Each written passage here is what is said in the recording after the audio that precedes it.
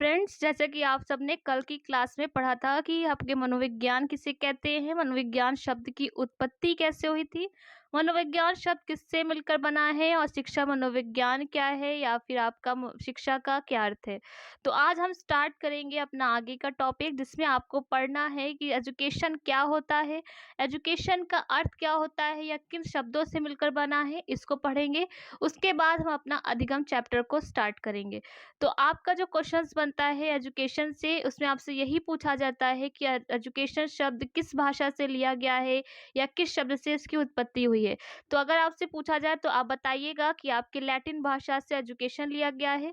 और आपको ये भी बताया था कल कि आपका साइकोलॉजी वर्ड भी जो भाषा लिया गया है वो लैटिन भाषा से लिया गया है, जिसमें आपका एडुकेटम शब्द से उत्पत्ति हुई है, जिसमें आपका ई अर्थ का अर्थ होता है अंदर से और ड्यूको का अर्थ होता है बाहर निकालना। तो जैसे यहाँ पे आप देख रहे हैं कि एजुकेशन जो शब्द लिया गया है वो आपको ऐसे ही अपने नोट्स में बनाना है, जिसमें आपको लिखना है कि एजुकेशन शब्द आपको एडुकेटम से लिया गया है, जिसमें ई से होता है अंदर से और ड्यूका का होता है बाहर निकालना। यानी कि आपके अंदर के जो नॉलेज होती है, जो एजुकेशन होती है, उसको बाहर निकालना ही हमारा एजुकेशन कहलाता है। उसके बाद आप लिखेंगे कुछ इंपॉर्टेंट पॉइंट्स जिसका अर्थ होता है, जैसे यहाँ पे आपको डेफिनेशन भी लिखी गई है कि शिक्षा का अर्थ होता है बालक की अंतर्निहित योग्यताओं को बाहर निकालकर उसके व्यवहार में परिवर्तन करना। यानी कि आपके अंदर जो योग्यता है, जो क्षमता है, उसको जब हम बाहर निकालेंगे तभी पता चलेगा कि आपके अधिगम के आपके व्यवहार में क्या परिवर्तन हुआ है। और एजुकेशन शब्द की उत्पत्ति जो हुई है वो लैटिन भाषा के दो अन्य शब्दों से भी माना जाता है। कभी कभी आपके ऑप्शन में एडुकेटम ना मिलकर आपके दो शब्द और मिल सकते हैं, तो उनको भी पॉइंट में लिख दीजिएगा। जैसे कि आपका हो गया एडुकेयर और आपका हो गया एडुसियर, जिन दोनों का आपका जो अर्थ होता है वो भी आप साथ में पढ़ते चलिएगा। जिसमें एडुकेयर का अर्थ होता है पालन पोषण करना और आपका एडुसियर का अर्थ होता है आगे बढ़ना। नेक्स्ट आपको लिखना है कि जो इसका अर्थ होता है शब्दों में कैसे लिखेंगे, अर्थात मानव विज्ञान का अध्ययन कर उसमें परिवर्तन या परिमार्जन करना ही शिक्षा मनोविज्ञान है। यानी कि बच्चों के अध्ययन में, उनके अधिगम में जो हम शिक्षा के जरिए परिवर्तन लाते हैं, जो बदलाव लाते हैं, वही हमारा एजुकेशन कहलाता है, वही हमारा एडुकेयर कहलाता है और आपका एडुकेटम भी वही अर्थ कहलाता है। तो यहाँ पे हो गया आपका एजुकेशन का अर्थ। अब आगे है कि आपकी शिक्षा शब्द की उत्पत्ति कैसे हुई थी। तो आपकी शिक्षा शब्द संस्कृत भाषा के शिक्ष धातु से लिया गया है। और आपकी कल की क्लास में ये भी बताया था कि रूसो की जो पुस्तक थी ईमेल, उसमें ये मेंशन किया गया है कि जो शब्द होता है शिक्षा, वो संस्कृत भाषा के शिक्ष धातु से बना है। और शिक्ष का अर्थ होता है सीखना या सिखाना, यानी कि आप चीज़ों को सीख रहे हैं या किसी को सिखा रहे, वही हमारा शिक्ष कहलाता है। अर्थात शिक्षा का भी शाब्दिक अर्थ सीखने व सिखाने से ही है। तो यहाँ पे आपका एजुकेशन क्लियर हो गया होगा।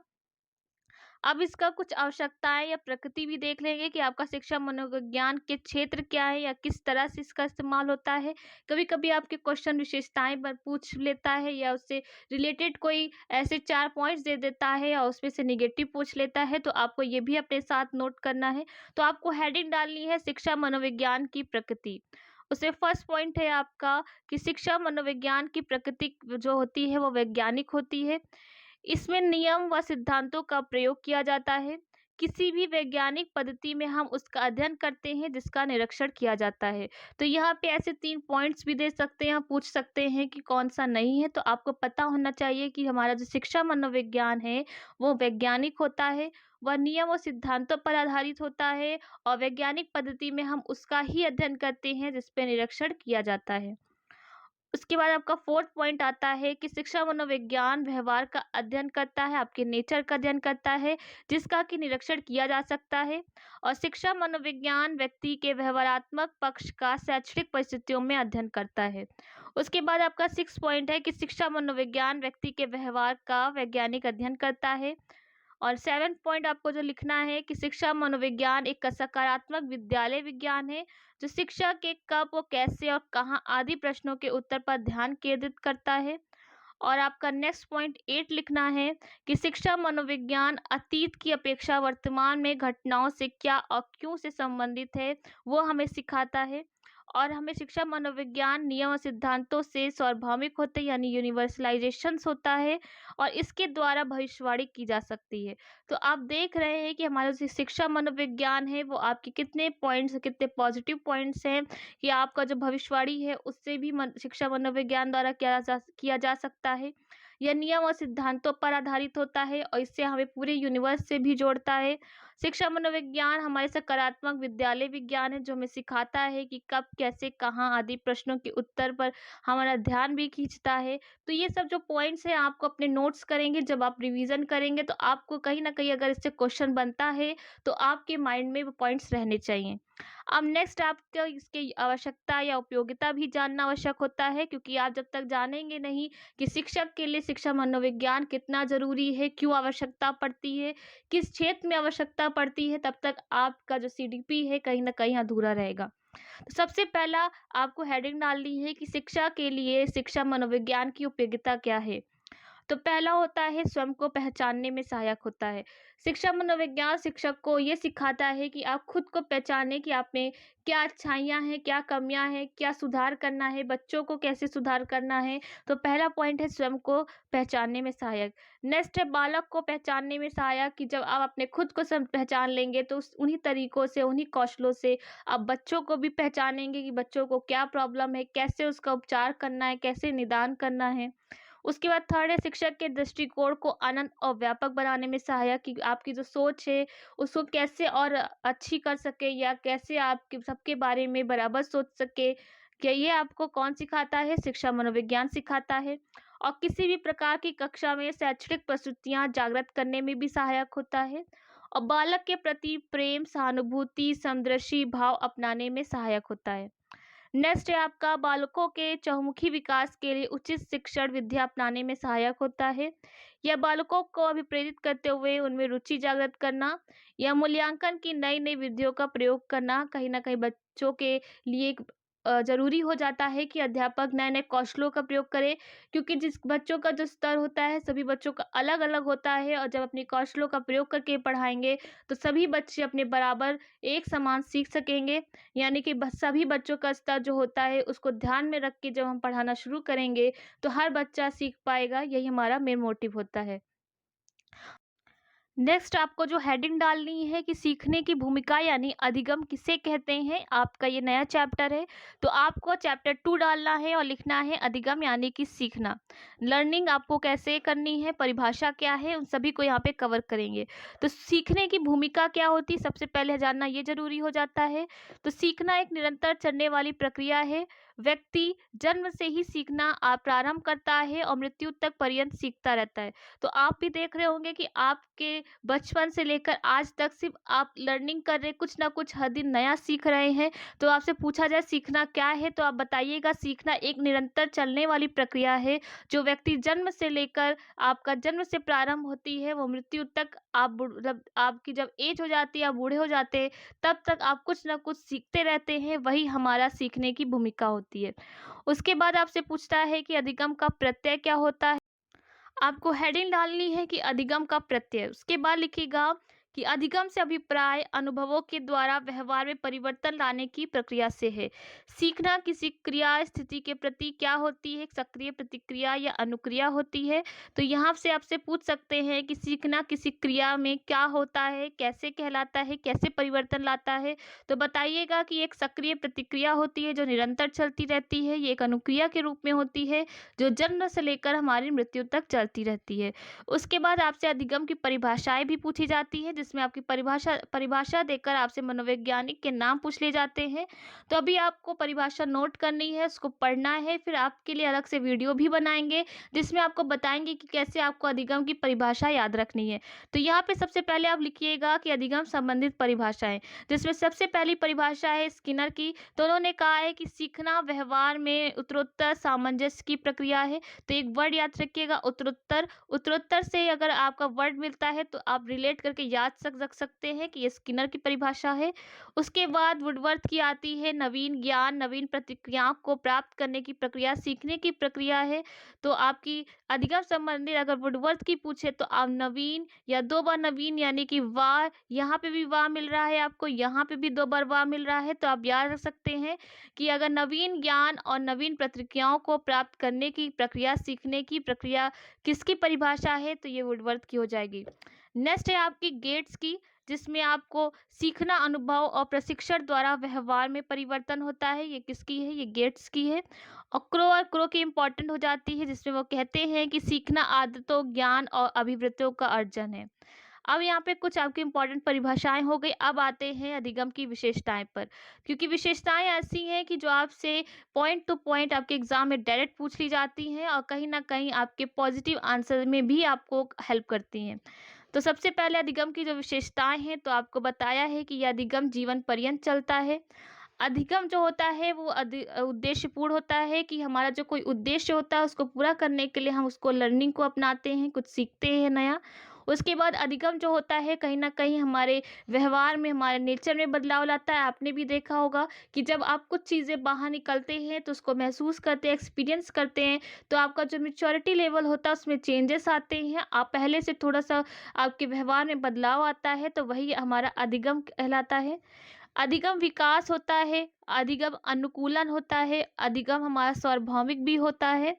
उसके बाद अधिगम क्या होता है? यह विवेकपूर्ण भी होता है, या निरंतर होता है। अधिगम खोज एवं परिवर्तन होता है, कुछ ना कुछ डेली हम नया सीखते हैं, परिवर्तन लाते हैं। यह सक्रिय प्रक्रिया होती है। अधिगम व्यक्तिगत व सामाजिक होता है, हर व्यक्ति का अधिगम अलग अलग होता है और हम समाज में रहकर भी अधिगम करते हैं। अधिगम एक नया कार्य होता है। अधिगम अनुभवों का संगठन होता है। अधिगम वातावरण की उपज है और अधिगम समायोजन है। तो ये कुछ आपके विशेषताएं थी जो आपको एग्जाम में हेल्प करेंगी, आपके पॉजिटिव आंसर पेडागोजी में भी आपको बहुत हेल्प करेंगी। उसके बाद आपको कुछ कारक याद रखने हैं कि अधिगम को प्रभावित करने वाले कौन से कारक होती, कौन सी दशाएं होती हैं, क्योंकि यहाँ से आपका डायरेक्ट क्वेश्चन बनता है कि आपसे पूछ लिया जाता है कि कौन सा आपका एक ऑप्शन है जो अधिगम को प्रभावित करने वाला कारक नहीं है। यह पूछता है कि अधिगम को प्रभावित करने वाला कौन सा कारक है। तो सबसे पहला कारक जो होता है वातावरण होता है, क्योंकि वातावरण में आप सीखते हैं, कुछ ना कुछ डेली एक्सपीरियंस करते हैं। उसके बाद आपकी परिपक्वता आती है, मैच्योरिटी आती है। बालकों का स्वास्थ्य होता है, क्योंकि आप जब चीज़ें अच्छे से करेंगे, आपका जो नेचर नहीं अच्छा होगा या आपकी सेहत नहीं अच्छी होगी, तो कहीं ना कहीं आपके अधिगम को भी प्रभावित करेगा। आप अच्छा सीख नहीं पाएंगे, आप फोकस नहीं कर पाएंगे।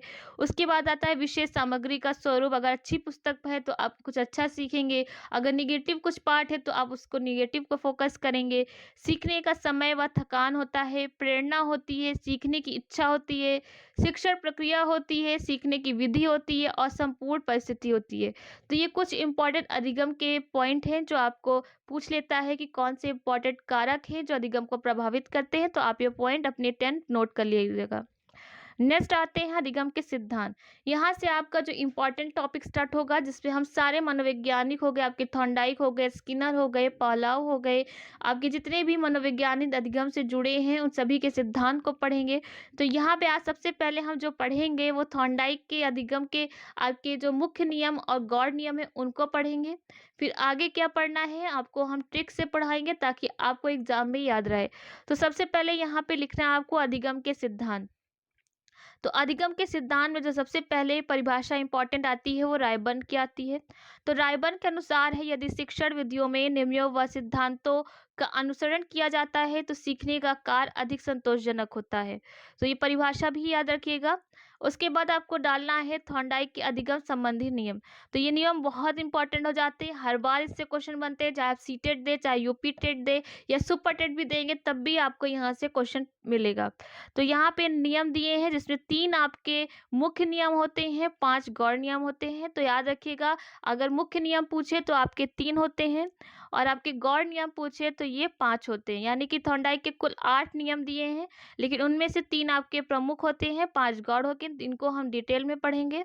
तो सबसे पहले क्या लिखना है, आपके थॉर्नडाइक द्वारा प्रतिपादित आपके मुख्य नियम कौन से हैं। तो यहाँ पे मुख्य नियम पहला आपका जो है वो है तत्परता का नियम। तो आप डिटेल में अच्छे से पढ़िएगा, क्योंकि कहीं न कहीं आपका ये बेस बन जाता है अधिगम का, बहुत इम्पोर्टेंट होगा आपके लिए। तो यहाँ होता है कि यदि हम किसी कार्य को करने के लिए तत्पर रहें, काम तत्काल व आसानी से हो जाएगा। यानी किसी कार्य को हम मन से करने की कोशिश करें और कंटिन्यू करते रहें, तो काम वह कहीं न कहीं हमें आसान लगने लगेगा और आपका तत्काल यानी कि जल्दी हो जाएगा। जैसे एग्ज़ाम्पल है, घोड़े को पानी के तालाब तक ले जाया जा सकता है, लेकिन पीने के लिए बाध्य नहीं किया जा सकता, क्योंकि घोड़ा पानी पीने के लिए तत्पर नहीं है। तो यहाँ पे अगर आप घोड़े को पानी के पास खड़ा कर दें, तो पानी वो खुद से मन से पिएगा, ना ही आप उसे ज़बरदस्ती पिला पाएँगे। अगर उसका पीने का मन है तो आप पी लेंगे, अगर उसका पीने का मन नहीं है तो आप ज़बरदस्ती नहीं कर सकते, क्योंकि उसके अंदर तत्परता नहीं है, कंटिन्यूअस नहीं है, उसका मन नहीं है। तो यहाँ पे यही इम्पोर्टेंट हो जाता है कि अगर आप कुछ सीखना चाह रहे हैं तो आपके अंदर क्या होना चाहिए? तत्परता होना चाहिए। अगर आपके अंदर तत्परता नहीं है तो आपको कितना भी कोई कोशिश कर ले, आप सीख नहीं पाएँगे, कुछ नया नहीं कर पाएँगे। इसलिए कहीं न कहीं आप स्टूडेंट्स हैं तो आपके लिए तत्परता बहुत ज़रूरी होती है। उसके बाद आपका सेकंड क्या आता है? एक अभ्यास, जो हर बच्चे को अपने जीवन में करते रहना चाहिए। तो इससे प्रयोग व अनुप्रयोग का नियम भी कहते हैं, क्योंकि अभ्यास क्या होता है? हम चीज़ों का बार-बार प्रयोग करते हैं, तो वही हमारा कहलाता है नियम। और ज्ञान को स्थायी करने के लिए अभ्यास करना आवश्यक है। जैसे कवि ने कहा है, "करत करत अभ्यास ते जड़मति होत सुजान"। ताकि आप, जैसे आपको एग्ज़ाम देना है, सीटेट हो या सुपर टेट हो, तो आप जब तक अपना एग्ज़ाम नहीं देते थे तब तक आपको अपने सिलेबस या अपने टॉपिक को रिवीज़न करते रहना है, अभ्यास करते रहना है, ताकि आपका जब भी एग्ज़ाम आ जाए तो अपने उद्देश्य को पूरा कर सकें। इसीलिए कहा जाता है कि अभ्यास जो होता है वो स्थायी होता है, ताकि आप बार-बार जब चीज़ों को पढ़ेंगे तो एक परमानेंट आपको टॉपिक क्लियर हो जाएगा, आपको उसका आंसर पता चल जाएगा। इसलिए करत करत अभ्यास ते जड़मति होत सुजान, यानी कि आप जब बार-बार चीज़ों को करेंगे तो कहीं न कहीं वो आपका जो होगा, अच्छे से आपको चीज़ें पता चल जाएँगी, आपको बहुत समय तक याद भी रहेंगी। तो ये चीज़ें होती हैं आपका अभ्यास का नियम। उसके बाद आता है आपका अभ्यास में आपका जो मेन होता है, जैसे आपका उपयोग का भी नियम कहते हैं, अनुप्रयोग का भी नियम कहते हैं, तो आप ये भी याद रखिएगा। कभी-कभी एग्ज़ाम में अभ्यास ना कह के उपयोग का नियम कौन-सा होता है, किसके अंतर्गत आता है, ये भी पूछ लेते हैं। तो यहाँ पे आपको पॉइंट 1 डालना है, जो आपके पॉइंट 2 के अंतर्गत आएगा, जिसमें आपको लिखना है उपयोग का नियम।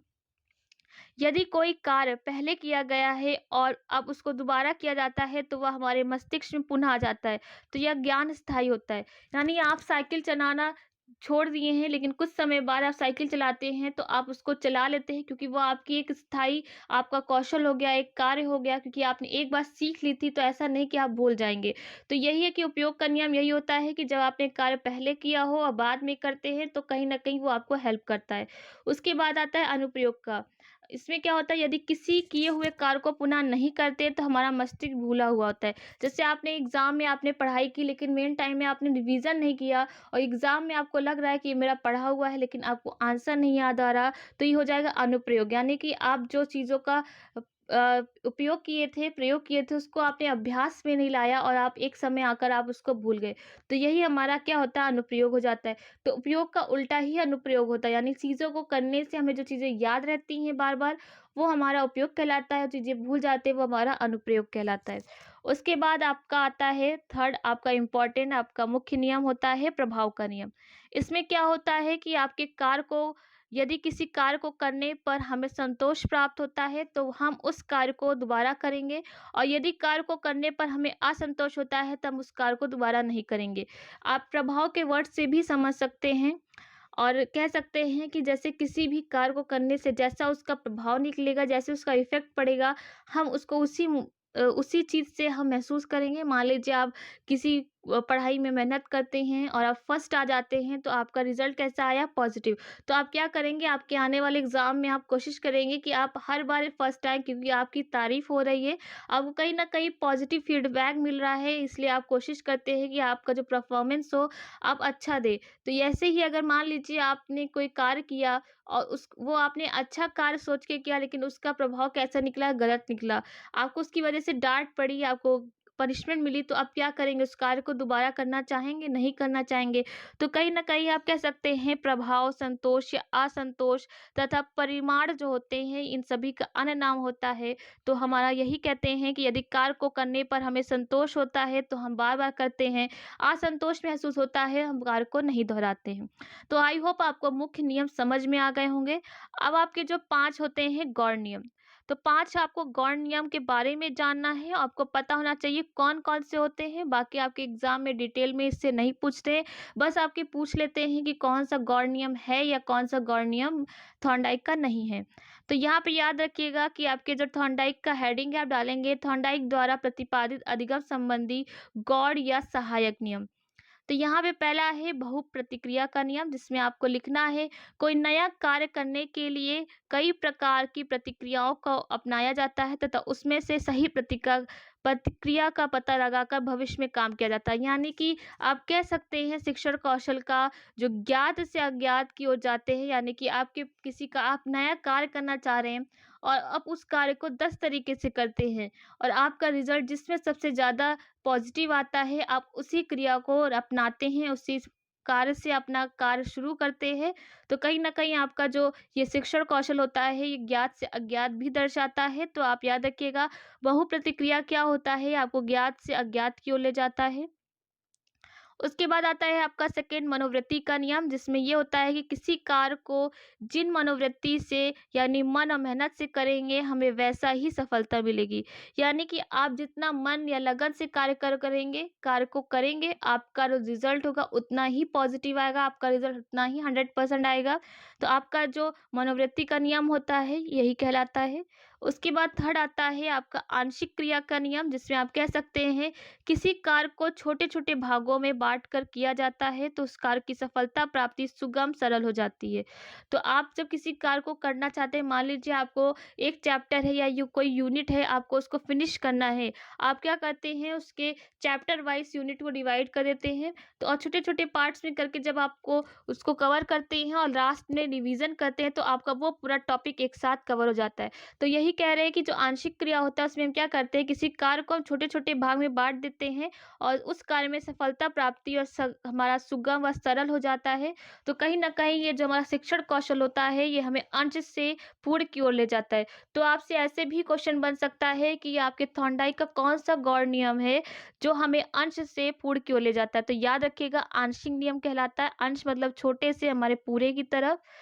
उसके बाद आपका नेक्स्ट आता है गौण नियम, एक चौथा है आपका आत्मीकरण का नियम। इसमें क्या होता है कोई नया कार्य करने पर उसमें किसी पुराने किए गए कार्य का ज्ञान मिला देना आत्मीकरण प्रक्रिया अधिगम का स्थायी अंग बना लिया जाता है। यानी कि मान लीजिए आपने साइकिल चलाना सीखा, फिर आपने स्कूटी चलाना सीखा तो उस स्कूटी में आपने वही नियम का प्रयोग किया जो आप साइकिल में करते थे। तो ये कह सकते हैं कि आप कोई नया कार्य करने वाले हैं, आपने पुराने कार्य का ज्ञान मिला देते हैं। आपको पता है कैसे हैंडल हम साइकिल में मोड़ते थे उसी प्रकार आप स्कूटी भी मोड़ने लगे। तो कहीं न कहीं आप ज्ञात से अज्ञात की ओर जा रहे हैं, यानी आपको कुछ चीज़ें पता है उसी का आप इस्तेमाल करके आप नई चीज़ सीख रहे हैं। तो ये आपका आत्मीकरण का नियम कहलाता है। उसके बाद आपका जो लास्ट आपका गौण नियम आता है वो होता है साचर्य परिवर्तन का नियम। इस नियम में किसी कार्य को पूर्ण करने की क्रियाविधि तो पूर्णता रखी जाती है लेकिन परिस्थितियों के परिवर्तन कर दिया जाता है। जैसे पॉलॉक का उदाहरण, यानी कि आप कार्य को कर रहे हैं लेकिन कार्य को आप समय-समय पे चेंज कर दे रहे हैं। तो आप जिस तरह से कार्य को देखते हैं उसी तरह से आप करने की कोशिश करते हैं कि अगर इससे बेहतर कोई रिस्पॉन्स मिल रहा है तो आप तुरंत क्या करते हैं अपना तरीका बदल देते हैं। तो यही है कि इस नियम में किसी कार्य को पूर्ण करने की क्रियाविधि तो पूर्वता रखी जाती है लेकिन परिस्थितियों में परिवर्तन कर दिया जाता है। तो ये आपका किससे उदाहरण मिलता-जुलता है? तो आप कह सकते हैं कि थॉर्नडाइक का जो साहचर्य नियम है वो पॉलोव का जो कुत्ता का प्रयोग था उन्होंने किया था उसी के उदाहरण से मिलता-जुलता है। तो आपसे क्वेश्चन भी बन जा सकता है कि पॉलोव का कुत्ते के जो उदाहरण है, प्रयोग है, वह किस नियम से लिया है या किस नियम पे प्रभावित करता है? तो ये साहचर्य परिवर्तन का नियम है। तो आपके यहाँ पे हमने प्रमुख नियम को कवर करा दिया है। इसके बाद हम कल की क्लास में क्या करेंगे कि आपके जो गौड़ नियम है वो कवर कर लिया है। आपके कल के हम अधिगम के सिद्धांत में आपके जो प्रयोग है, जैसे थॉर्नडाइक का है, पॉलॉक का, स्किनर का है, कोहलर का है, उनको हम डिटेल में कवर करेंगे। कैसे उन्होंने प्रयोग किया, किस पे प्रयोग किया, उस पे हम नोट बनाएंगे। तो आपको कहीं ना कहीं स्क्रीन पे दिख रहा होगा, हम ट्रिक के जरिए भी आपको पढ़ाएंगे, जिसमें कह रहे पॉलाव ने कुत्ता छोड़ा, यानी पॉलाव ने कुत्ता पे प्रयोग किया। और थॉर्नडाइक की बिल्ली पर, यानी पॉलाव ने क्या किया, कुत्ता छोड़ा थॉर्नडाइक की बिल्ली पर। स्किनर का चूहा मर गया कोहलर के चिंपैंजी पर। तो स्किनर का प्रयोग किस पे था, चूहा का, और कोहलर का किस पर था, सुल्तान नाम के चिंपैंजी पर। तो इसी तरह हम अधिगम के सिद्धांत को भी कवर करेंगे। तो आज की क्लास आपकी अधिगम के जो डेफिनेशन थी, आपके जो नियम थे, वो हमने बता दिए हैं। कल से हम सिद्धांत को कवर करेंगे। तो सबसे पहले हम कल पॉलॉक का अनुकूलित अनुक्रिया को जैसे देख रहे हैं, हम नोट से किन किन नाम से जाना जाता है, कौन से सन में कैसे किया था, इन सभी को आपको डिटेल में बताएंगे। ऐसे ही अपने नोट्स को बनाते रहिएगा, आपका पूरा सीडीपी हम कवर करा देंगे। एग्जाम से पहले आपके जितने भी सब्जेक्ट हैं आपको हैंड रिटन नोट से हम पढ़ाएंगे। बस चैनल से बने रहिएगा। अगर वीडियो अच्छा लगा हो तो लाइक कमेंट शेयर करना ना भूलिएगा। आज के लिए आपको थैंक यू।